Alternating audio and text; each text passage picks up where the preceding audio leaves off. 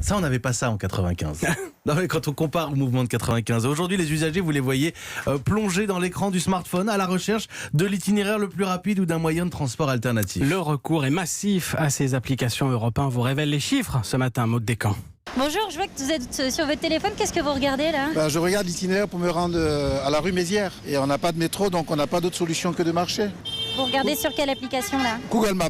Google Maps, Citymapper, Mappy ou encore Oui SNCF, Serge a passé en revue plusieurs applications pour optimiser son trajet.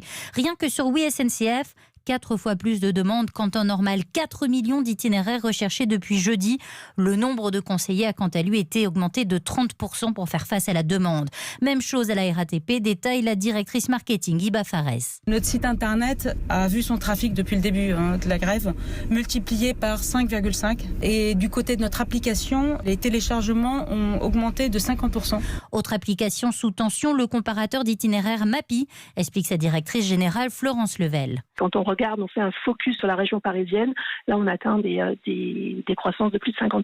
Et enfin, autre effet de la grève, le boom des plateformes de covoiturage. Blabla Lines qui enregistre 10 fois plus d'inscriptions depuis le début de la grève et Klaxit, 14 fois plus de réservations qu'en temps normal.